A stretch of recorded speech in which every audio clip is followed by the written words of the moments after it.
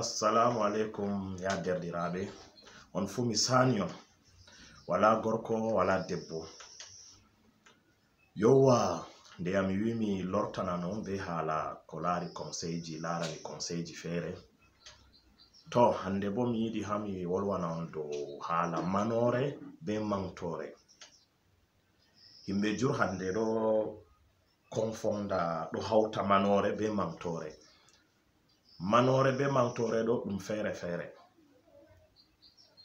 Manore hande dede ko a waɗanta himɓe, a suklanta himɓe, a falata himɓe, dede boɗɗi ɗi a waɗanta himɓe kanjum himɓe hosata manirama. Ko hande a hokko himɓe a sahan malla a waɗo sadaka malla a wallito himɓe ni a tawa goɗɗo wi'a yettanam oɗo ɗo useni nda ko waɗaniyam, wato o wari oɗo manama ha wayne be ko a waɗantamo be ko malli ko a waɗanta himɓe. To ɗo woni manore. Manore ɗo dedei realiteji ma dedei boɗɗi ma corok on ɓe manirta goɗɗo, kanjum woni manore.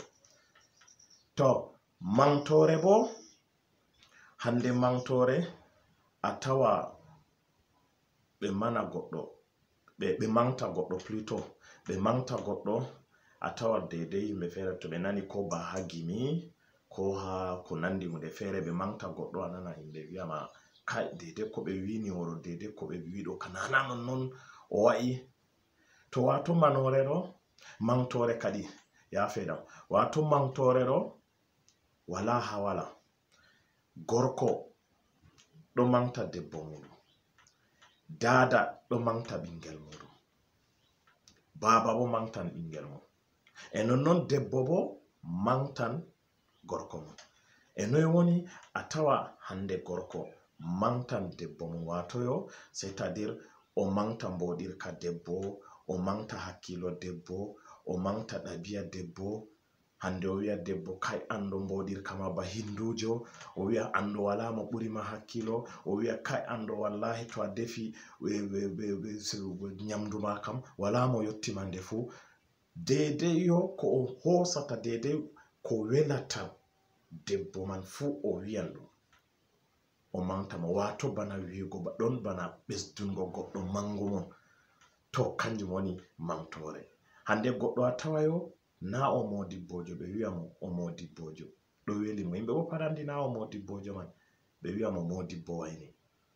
Malli hande a tawa goɗɗo officier nonnon ɓe wi'a mo commissaire ɓe ɓamtina mo mangu, commissaire ɗo weli mo. Malla hande goɗɗo o yahai makka sam ɓe wi'a mo alaji malla hajja ɗo weli mo bo kanko fu andi o yahai makka man ma to ɓe wi mo alaji wayne malla ɓe wi mo hajja wayne ɗo weli mo. To ɗo on woni mantore. Mantore ɗo wato hautugo halaji belɗi a hokkita goɗɗo man mangu, a ɓesdina mo mangu dedei ko welata mo corok ɗo weli mo. A tawa bambaɗo ma joɗa ɗo manta goɗɗo alaji wayne a waɗi ni, a hokki ni hunde ni ka sai an tufi ni ka waɗi ni, a tawa ɗo weli mo halaji man nanon amma ɗo weli mo. To a winai mo non bo welatamo, fottantamo. E nonnon debbo bo to a mantai mo a dedei a wi'ai mo halaji belɗi man ko nandi bannigo bo welatamo, amma aɗo wi'a mo bo ɗo weli mo. To ɗo on woni mantore. Mantore fere, manore fere. Mantore kam hautugo halaji belɗi dedei a teddina goɗɗo man, a wi'ina mo, ɗo on woni mantore. Hande a tawa ko ha dedei gimiji ɓe nyindata himɓe, dedei gimiji ɓe dokkata min ngaɗina himɓe ni, a tawa hande goɗɗo a tawa to ɓe wi'ai mo goɗɗo fere ɗon to ɓe wi'ai mo alaji malla hajja ɗo ni a tawa welatamo, na o hajja na o alaji man bo, amma sai wi'a mo alaji wayne malla hajja wayne ha totton ɗo welan mo. To ɗo on woni mantore. Manore bo fere. Mi tammini on fami dedei ko mi wiɗo kadi banni. To deuxième hala bo ɗon hande mi wolwan dow hala ko larani wato noi goɗɗo a wondirta be himɓe. To hande duniya kam wondugo be himɓe ɗo sai a ɓanta a respecta hoorema himɓe bo respecta ma, c'est-à-dire sai a darjiɗina hoorema a respecta hoorema nden himɓe respecta ma, c'est-à-dire a darjiɗina hoorema himɓe bo darjiɗina ma, e nonnon a darjiɗina himɓe bo himɓe darjiɗinama. E ɗume woni yo darjiɗingo hoorema, c'est-à-dire a respecta hoorema, a nangita hoorema, a anda ha a nasata, to a mawni a anda a mawni, ngam himɓe feere ko ɓe mawni a tawa ɓe mawni duuɓi dilli amma hakkilo on ɓingel ɓe mari, wato duuɓi ɓuri hakkilo, goɗɗo feere bo hakkilo ɓuri duuɓi, on faami sike. To hande sai a anda ha a nasata, a anda ɓe a yadata, a anda ko a huwata, a nangita hoorema, a anda kalimaji ɗi a wolwanta himɓe. To ɗo on woni yo darjuɗungo hoorema, a tawa ɗo en retour ko moye bo ɗo respecti ma, ɗo darjiɗinima. E ɗume woni darjiɗingo himɓe, himɓe bo darjiɗinama? A yahanan himɓe, a fawwinan himɓe, a suklanan himɓe, laru maɓɓe ko toye a yahana ɓe, a wolwanan himɓe, a hollataɓe ƴaggare, a hollataɓe mawnitare, ta a mara pewe, moye fu ɗum goɗɗo ma, goɗɗo to yillima a hokkitamo daraja mako, a faalamo, a suklanamo, wato ko moye ɗo welan ɗum. En retour ko moye bo to hunde waɗi ko tema wiyete wayne, wallahi wala bana wayne, wayne kana o suklanan himɓe, wayne ka wala ba mako, o darjiɗinan himɓe, to a yahi ha mako o suklante, ko to o yima o wolwante, ko ɗume bo waɗi bo o waran o wala mawnitare.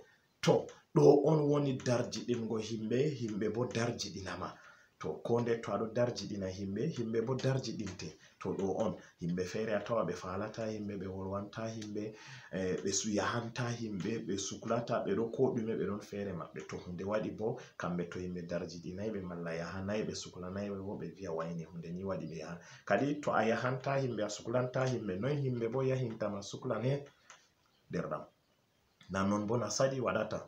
To kanjum on duniya kam ɗo on woni gondal man. Premier de chose kam a anda no a wondira be himɓe, a darjiɗina himɓe, himɓe bo darjiɗinama, an bo a darjiɗina hoorema, himɓe darjiɗinama. To aɗo respecti hoorema, himɓe bo respectete.